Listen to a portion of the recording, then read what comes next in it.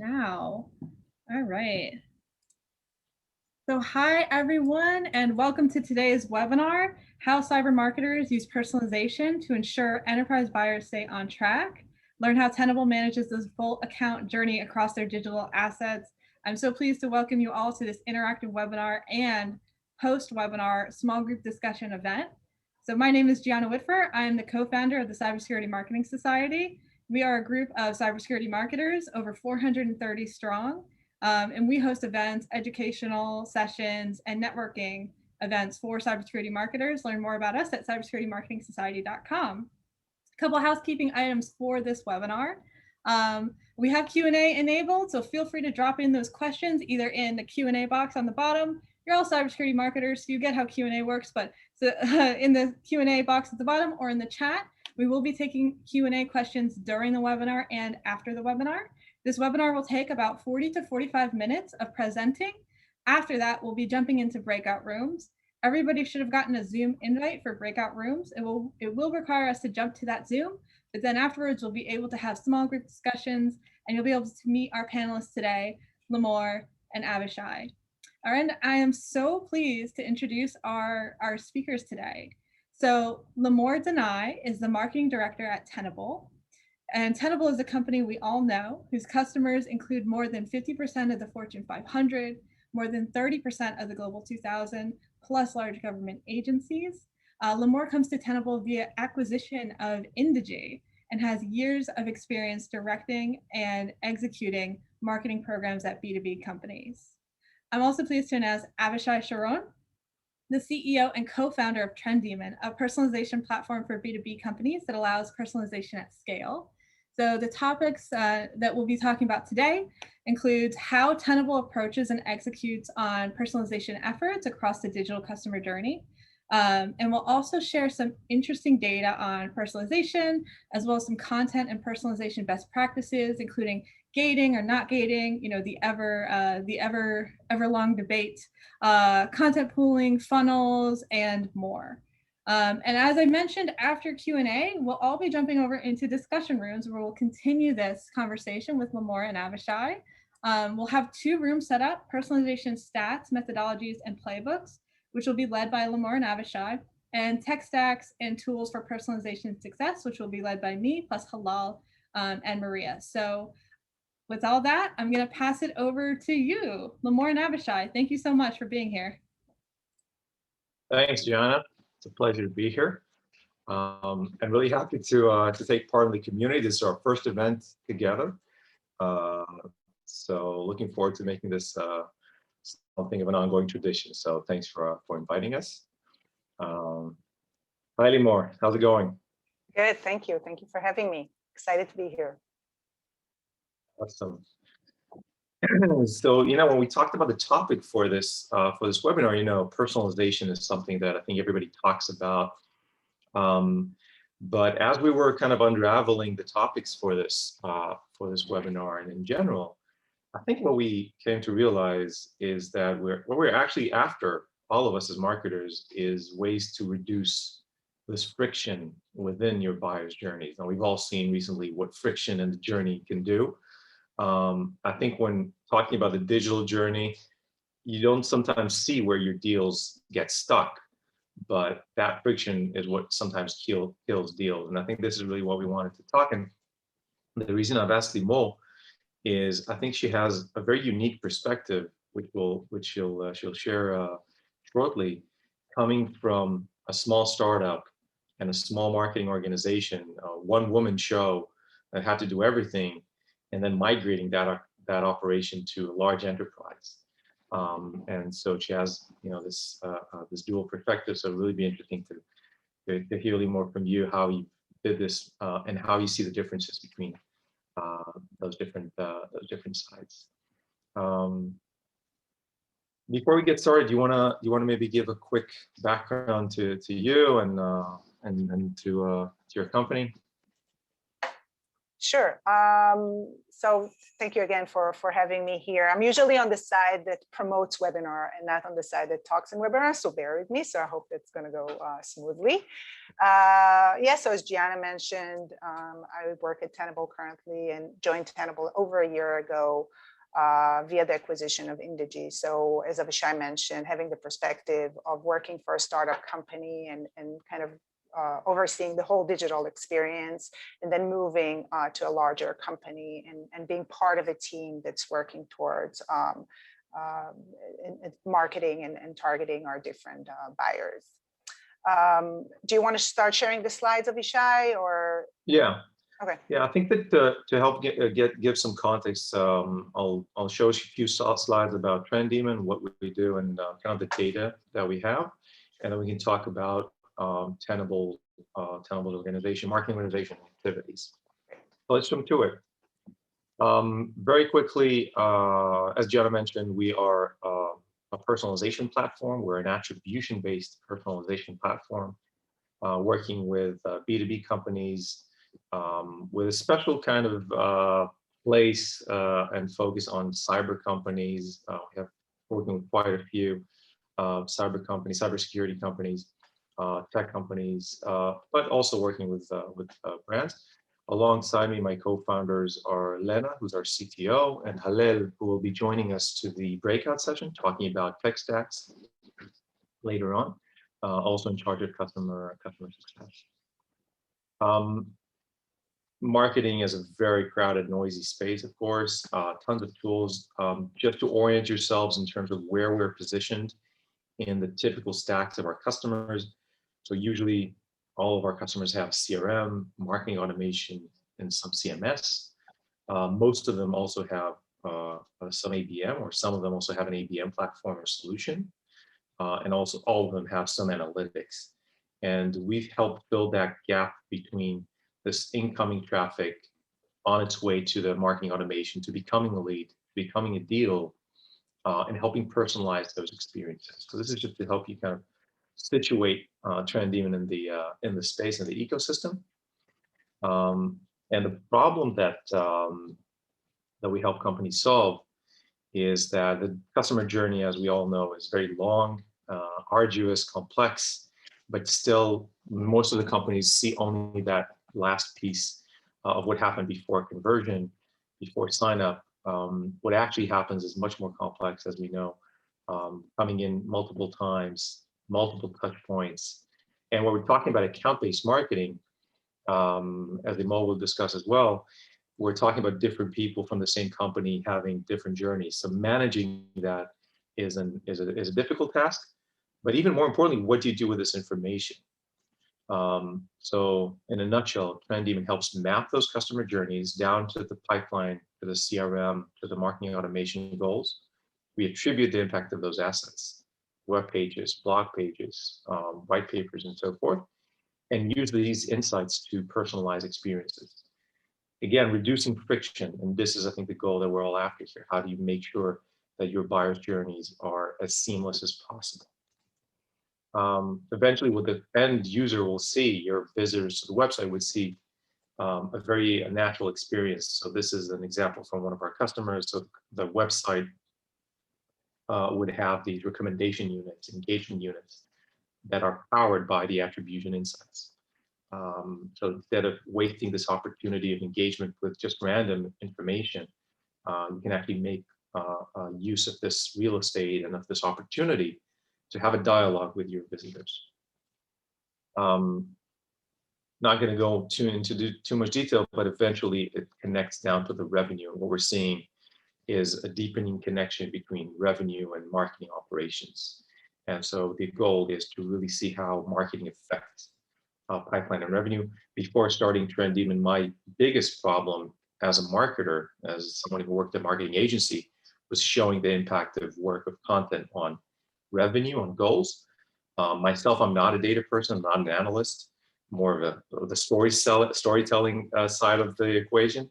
So for me, that always has been a challenge, and finding ways to translate attribution into a story and into action was the reason that we started the company. So that was a very quick overview of TrenDemon, and we're happy to continue the discussion after. But now to the main event. So Limor, tell us about Tenable and your organization. Of course. So let me introduce Tenable a little bit, and some of you might know it, some might not. We're a cyber exposure company. We're helping over 30,000 organizations across the globe manage and reduce their cyber risk. We're helping managing vulnerabilities across digital assets, across the entire network. So basically have more visibility into the vulnerabilities, prioritizing them, and then helping address the risk involved with them. So this is kind of a nutshell of where Tenable is. We do that by this kind of pool of products that we have. And I'm not going to go over each of these products. The reason I have this here is I wanted to show you the variety of products that we have. And when we're talking about variety of products, basically, we're talking about different personas. So each one of these address different personas within the organization. And when we're looking at them, we're looking at also different life cycles. So if we're looking at Nessus, for example, we're talking about pen testers or security practitioners or consultants, sometimes even students. So this is a different type of buyer, basically. And also a different life cycle, and we're talking about e-com. When we're talking about Tenable OT, we're talking about someone who's in the industrial security environment, a different person within the organization, and someone that's actually looking into the IT and OT convergence and consuming different content. And when we're looking at Tenable IO, we're looking at someone within the enterprise, looking at vulnerability management. So again, different personas, different life cycle, and then consuming different type of information and looking at different things and interested in different things. And so that's the reason basically for showing you this, the amount of products that we have and how basically we need to address that within the buyer's journey. Hello, can you move on? Hello, sorry, I'm Avishai, can you move to the next slide? Thank you. Sure, and just to understand, so each of those personas also has different assets, right? So you would have different paths, different assets, so essentially different, building a complete journey for each of those types, right? Yes, definitely. So each one of them would consume different things. We would need to definitely personalize their journeys for each one of them. Yes, next slide, thank you. So why do we do basically personalization within Tenable? So as we mentioned, different personas, right? Large product offering, different personas, life cycle is a little different. Each one has a different nurturing stream that we need to follow in order for their interest, working with their interest and their requirements. They're consuming different material, as Avishai mentioned, and different needs. But also we are a global company. We have a global market. We have offices all around the world, sales team around the world. We're talking about different languages. We have, other than the Tenable main domain, the .com that most people are familiar with, we also have 7 different subdomains. So different languages, different markets that we need to address. And the personalization comes into place here as well. So basically, this is the main kind of scope of why we're doing personalization. Everybody's familiar with this, right? Netflix. Everybody's aware of the type of personalization that we're seeing here. So here, this is a little bit of an embarrassing moment. You can see my own profile here. Yes, I'm a rom-com kind of fan, but this is me. But basically, how Netflix is doing this with the personalization, each one is getting their own, and we're kind of seeing here a seamless experience, right, in the buyer's journey or here in the consumer journey. So basically, with enterprise, with B2B, we're trying to achieve that as well. And when we're looking at that within our company, and the way I view that as well, is you have different type of personalization, and you can do each one of them, or you can do them all, but you have the opportunity here to address different levels of them. So when we're looking at the highest level, and the way, the easiest kind of approach is by geos, by language, right? That's the easiest way. You take its content, you have French audience, you take their content in French. This is a very, very kind of easy way of personalization, right? It's not totally towards the exact buyer, but it's more approachable for some of your visitors to the website. This is kind of the highest level.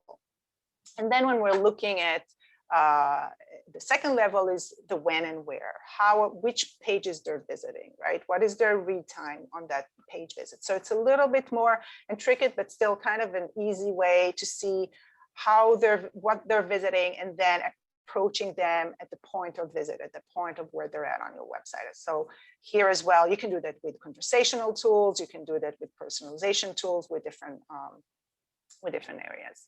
And then we're going to the next level that I see, that where is the account level. It's the ABM, it's where the industry they're coming from. And then doing that at scale, and looking at the journeys of the different accounts and people within this account, and how you can address them and serve them with personalized CTAs or personalized content that's addressing their need and their value.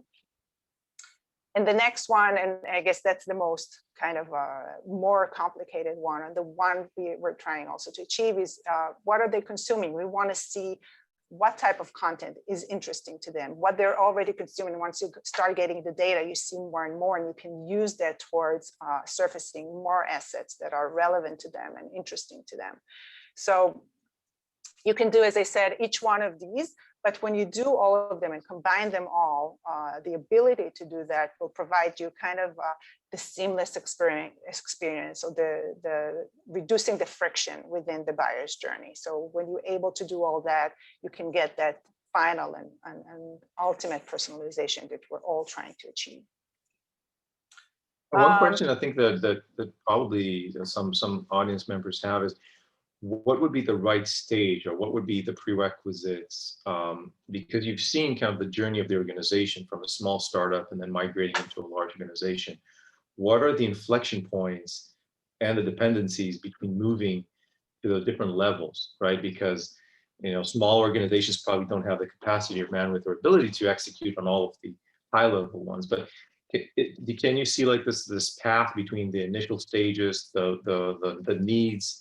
When is a good time to use personalization? When is enough content that it actually moves the needle when deploying any kind of personalization solution?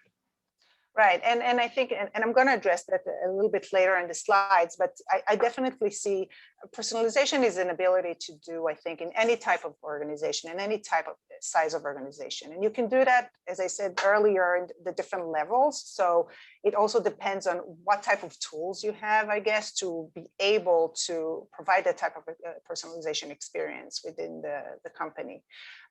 So when looking at when I work for the smaller organization, then obviously having a smaller tech stack, I would say, and having even just having the nurturing tools, the marketing automation with the CRM, and having a personalization tool such as TrenDemon has provided me the ability to do the personalization. When we're looking into a larger organization, when the tech stack is even bigger and there's more ability and more data provided, then you can do the larger scale and what we're looking for, what you're showing here in the slides, basically the ultimate kind of personalization, where you're able to take all of these together and being able to do a more pinpoint and a very seamless experience for your buyer.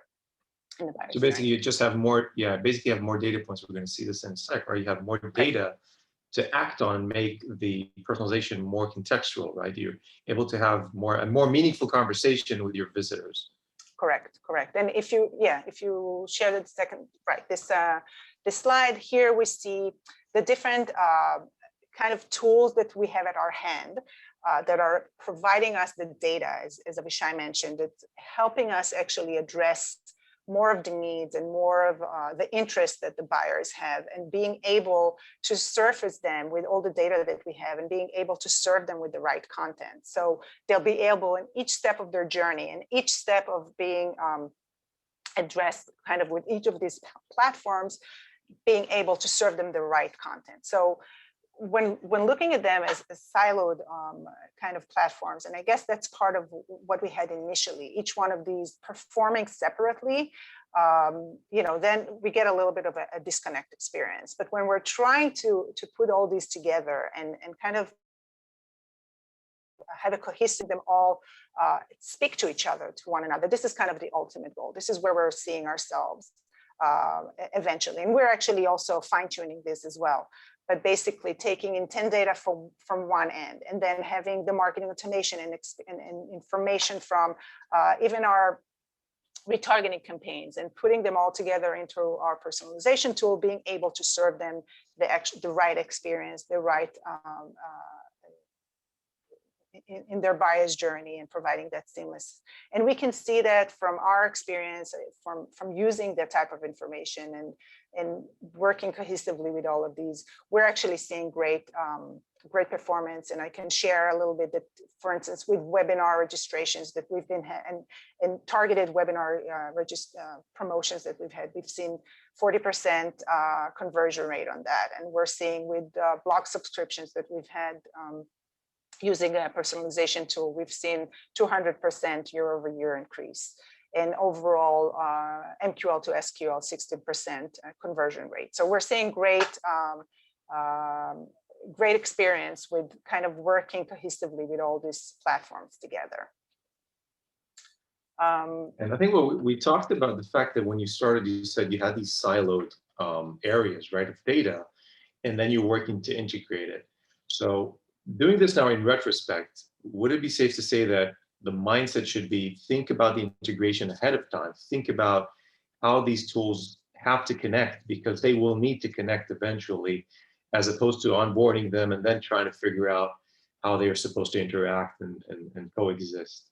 True, but also, you know, we're talking with small companies as well. This is not necessarily, not everybody is lucky enough to have the budget to have all this tech stack, but even with smaller companies, with looking at all, you know, even just 3 of these kind of platforms that we have, including the personalization tool, you can get great results. So, but obviously, if you have even additional platforms like this is providing you even greater results and providing you the right content and right data, working towards a seamless journey.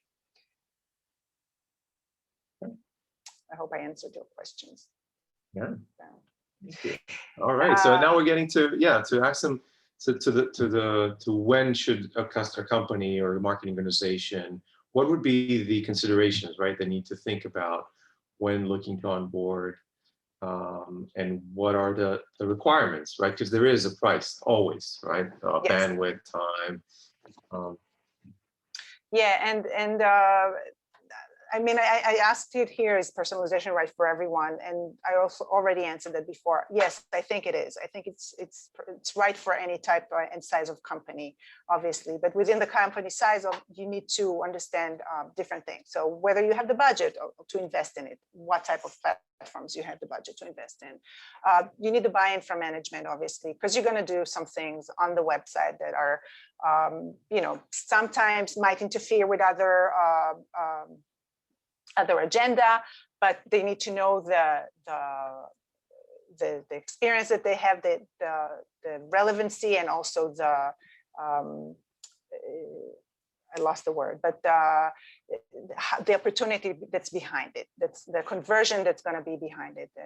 So definitely this is something that no matter what company size, I think this is something that's right for everybody. Again, as I mentioned before, there are different levels of personalization that can be done. So any type of personalization, even if it's the minor one, I think it's the one that is going to provide results for sure. Would it be safe to say that when we're talking about, first of all, make sure you're providing a good experience? Like you said, the basic level is localization, is based on geo, if you have the different languages, but just ensuring a good amount of experience, and then a personal experience is something every marketer should strive to do, and then take the complexity up as the organization evolves. Yeah, and I think it's not necessarily that you need to have, you know, different websites, different languages as we do. Even on your main website, even looking at your GA analytics, you see that you have visitors from different geos, and even targeting them, being able to target them and personalize the information to them, to visitors from different websites, from different countries and with different languages on your main website is going to provide great value already at the get-go. So definitely this is something that's worth thinking about. Back on, because we have a question from the audience that's super relevant to what you're discussing right now. So someone asked, does ACV count for understanding if personalization is right for an organization? Okay, can you repeat the question for a sec?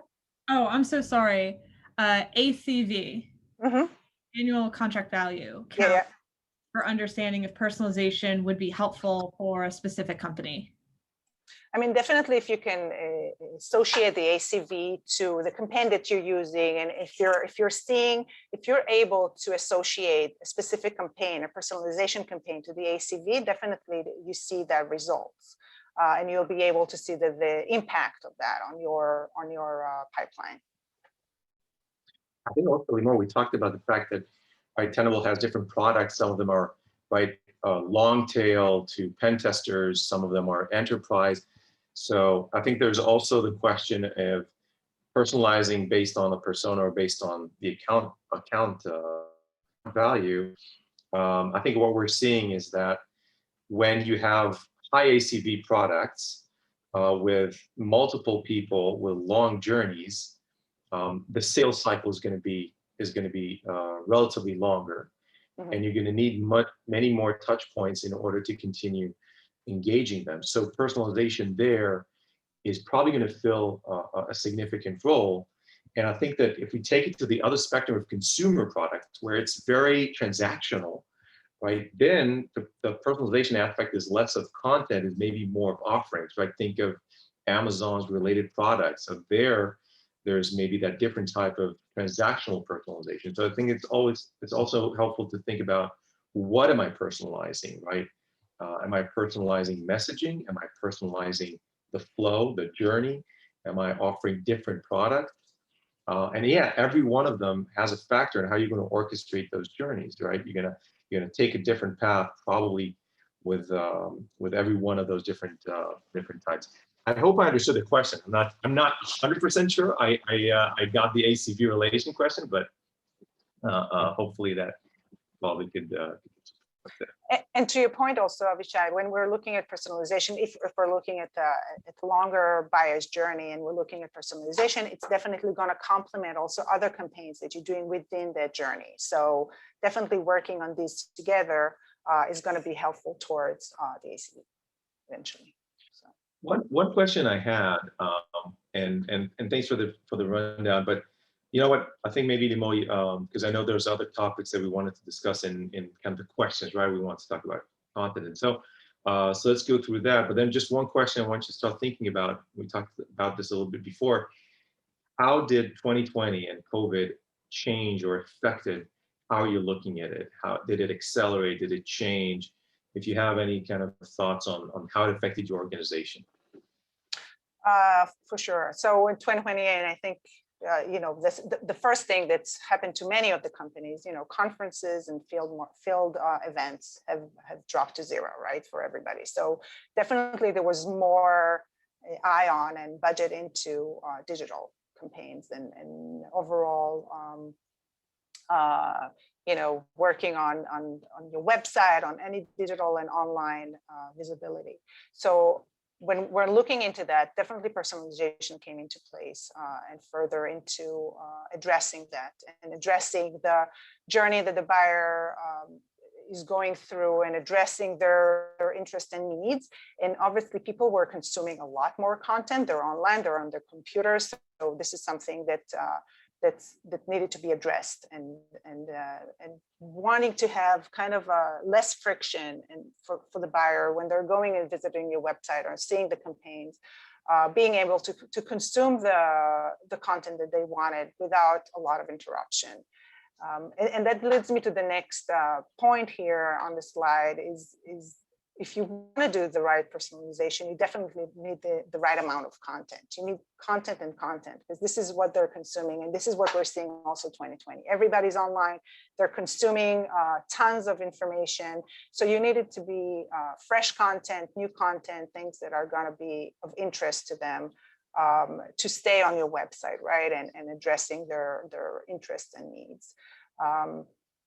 So you definitely would need within your organization someone to produce the content, the creatives that you need for in order to use personalization units.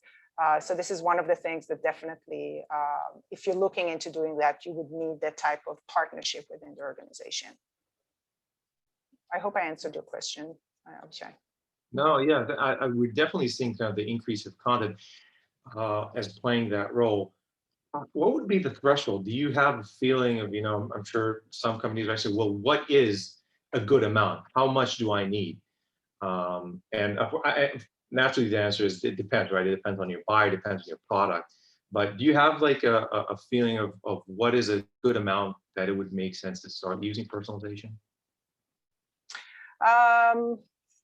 It's not a matter of number. I think it's a matter of kind of having the right mix. So having blog posts, white papers, top funnel assets, and then some bottom funnel assets that are gated. So you gauge the interest from the buyer and then go through the journey enough for them to eventually fill a form, right, and convert. That's what we want to do. But I can't say there's a right number, but definitely one is not enough. But you need more than that, because when you're looking into the different programs, you're looking not only at personalization. Eventually, they're going to go into your nurture flows, your marketing automation. So you need more content there, and you don't want to have the same content over and over. And you're looking at digital campaigns, and you need content. So there needs to be some sort of amount that's going to be enough to have that type of full journey that's going to be of interest to your buyer. Perfect. Yeah, I think that captures it in a sense, having the right mix of the different stages. So really not about the absolute number, but having that combination, right, of bottom funnel, middle funnel, top of funnel that you can play with. Awesome. Yeah.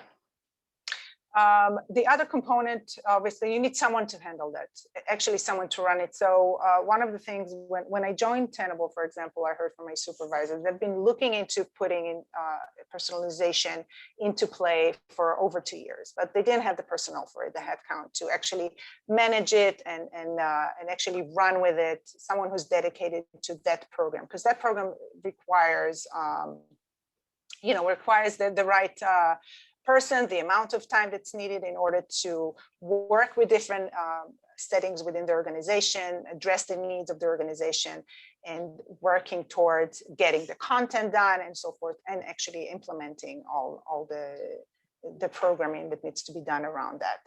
So you definitely need someone dedicated towards that role. And that takes me into the next thing that you would need is implementation. So as much as we wanted to, it's not a click of a button eventually.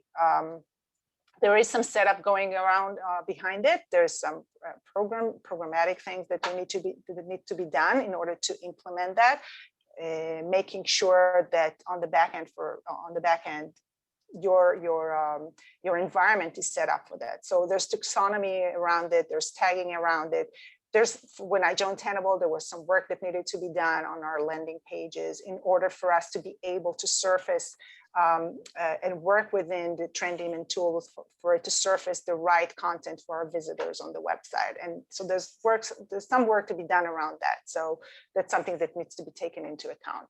But once it's done, it's running smoothly, and you're seeing the conversions immediately pick up. So that's a great sight to see.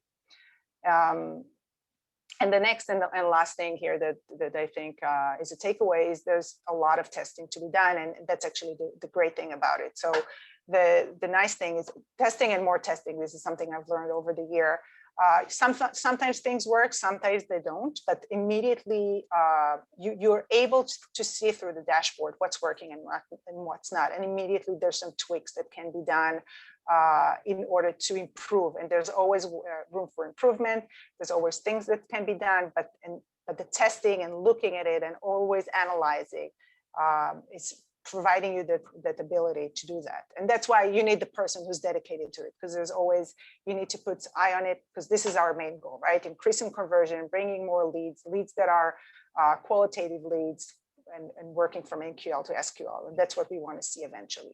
But the ability to see how the content and the pages and things that our buyers are going through is impacting these goals, and immediately being able to address that and being able to tweak that is a great thing, and that's very valuable. I think on the point of the business goals, at least one of the things that we're seeing with more and more organizations, even smaller ones, is this increased alignment and convergence between marketing and sales into this joint revenue organization. And so the goals are starting to become not just I'm getting you more leads, but I really want to see impact on pipeline. And also the purpose of personalization is also to see impact on actual pipeline, on deals and so forth. Are you seeing that as well? Is this also a trend that you're seeing in Tenable too? Yeah, definitely. And we're always working towards working on providing more qualitative leads and trying to connect between the pipeline and what the campaign is. And this is one of the things that I mentioned before with the working together of these platforms. So being able to see the impact of our personalization on our pipeline is a great thing. This is what we're working towards. And also showing, even working together with sales to show them the intent and how are the buyers that they're interested in, what they're doing on our website, what are they interested in, and providing that type of information directly to sales is a great value to them. All right. So I think this is a great segue to talking about this topic of what we call guiding versus gating. And I think that for many years, the dogma was get people to your site, to a landing page, capture their lead, and then chase them with sales development. And I think as we're seeing, more and more organizations, we're seeing, first of all, people are not willing to give away their personal information, especially younger generations. This is something that they're saving for later in that journey. And that I think creates this inherent tension because marketing still needs to deliver leads. But then if those leads are premature, then sales comes back and says, you guys are giving me, unqualified, not relevant, not mature enough. And so there's always this tension of when do I really want to pop the question and ask them, ask them to sign up. And so we wanted to share some stats and some numbers. And I think Limor also has an interesting perspective. And I think it relates also to the ACV question of what is the product will define how aggressive your strategy in capturing leads should be, as opposed to being more of an enabler versus a converter.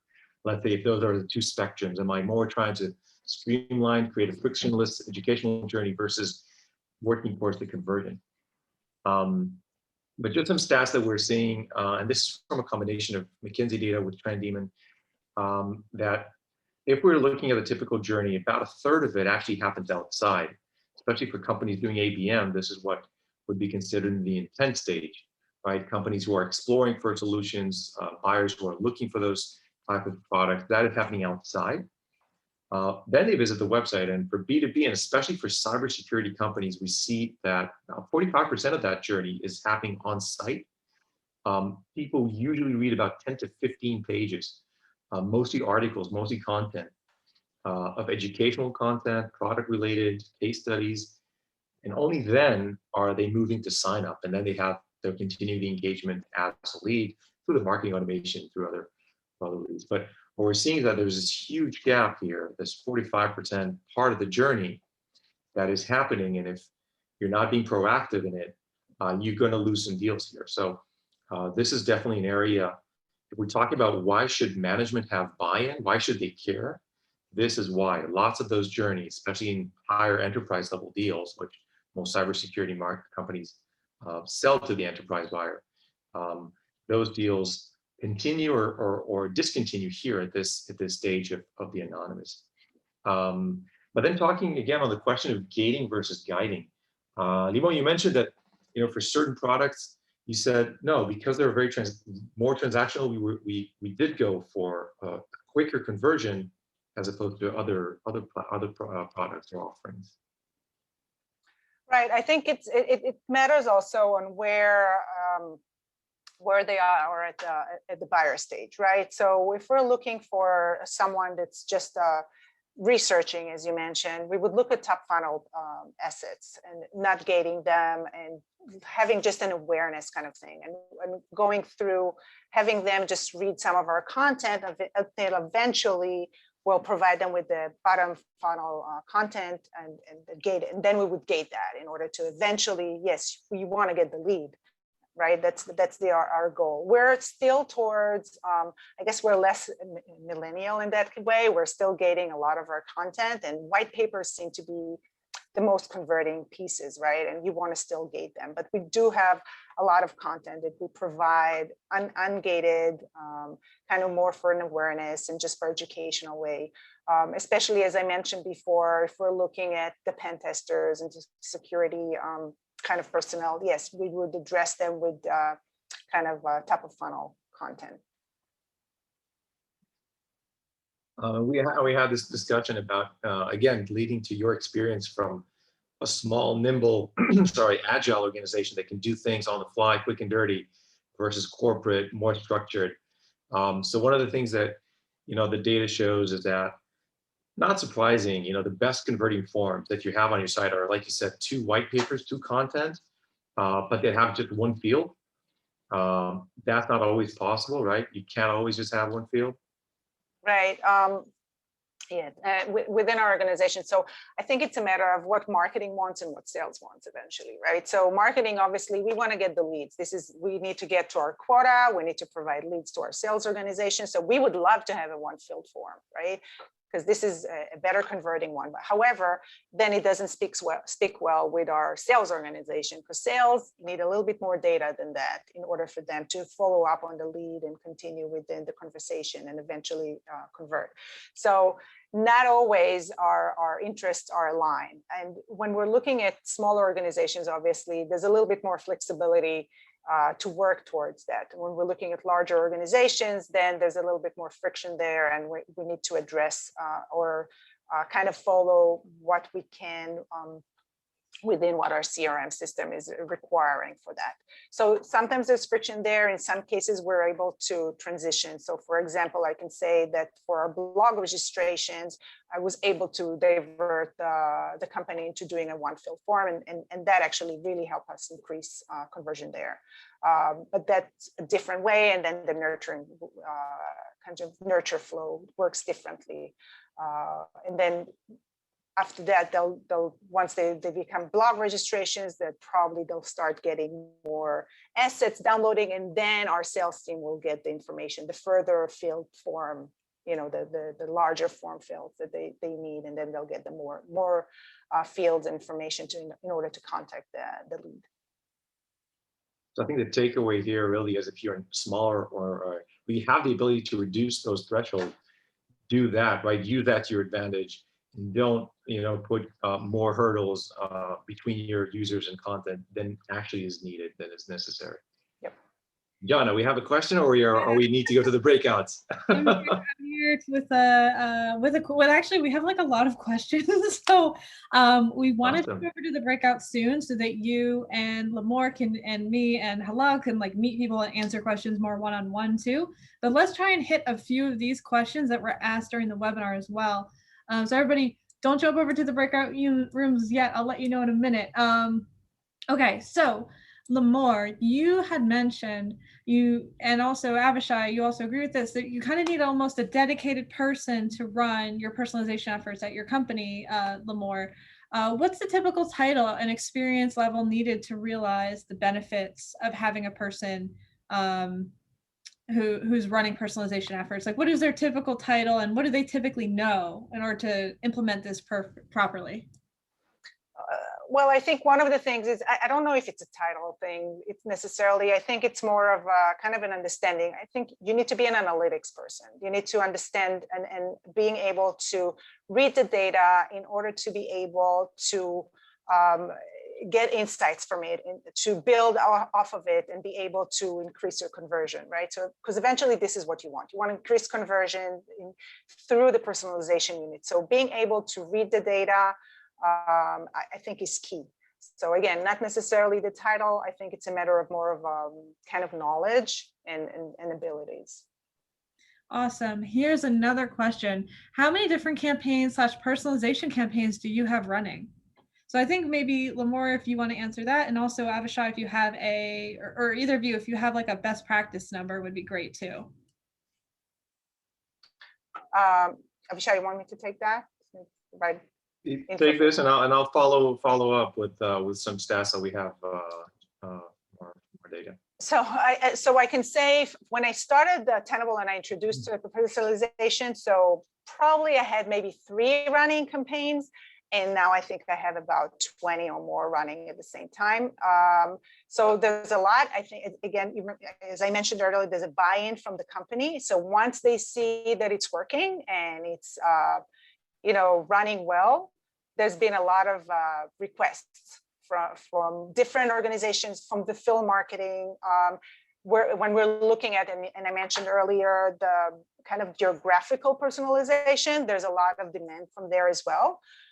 So we're seeing a lot more. The thing is, you obviously, there kind of needs to be a programmatic kind of way to it, because you don't want to annoy also your visitors on the website. So obviously there isn't kind of an ideal number, but there is, I think, a way you need to look at it in a way that's working well for your website. I hope that helps. This is actually something we actually got the data for just recently. And we've seen this amazing correlation, maybe not surprisingly, between the number of campaigns and the CTR. And the magic number really is 10, that we see that, when running 2-3 campaigns, it's kind of 2-3%. As you're reaching over 10, you get to 6-8%. And that just means that, and I think that what we're basically saying is that the more these contextual conversations you can have, the better the engagement is. Now, that's not surprising. I think that's obvious, but it was really stunning to see this clear connection. And what that means is, as much as you would be able to invest in this, this is how much you will get out of it. So there is this compounded benefit to having more of these contextual, scalable conversations, right? That marketing can't have with everybody, they can have with audiences. So that's definitely something that we're seeing in the data. Okay, awesome. Well, there are a few more questions, but I think it's time to jump into breakout rooms. So we'll make sure everybody, if you submitted a question, we'll make sure to reply and send out those questions via email, those answers. And let me press in the chat. In the chat, there's a link to get into the breakout rooms. There are 2 rooms, the personalization stats, methodologies, and playbooks with Limor and Avishai. And then there's also tech stacks and tools for success with Halal, me, and my co-founder, Maria. We jump over to that Zoom. We'll be there in a second, and we'll start breaking us up into breakout rooms, and we'll have great, smaller, more intimate conversations together. So thank you so much, Limor and Avishai, and we'll literally see you in a second. Okay. All right, thank you. Bye. Cheers.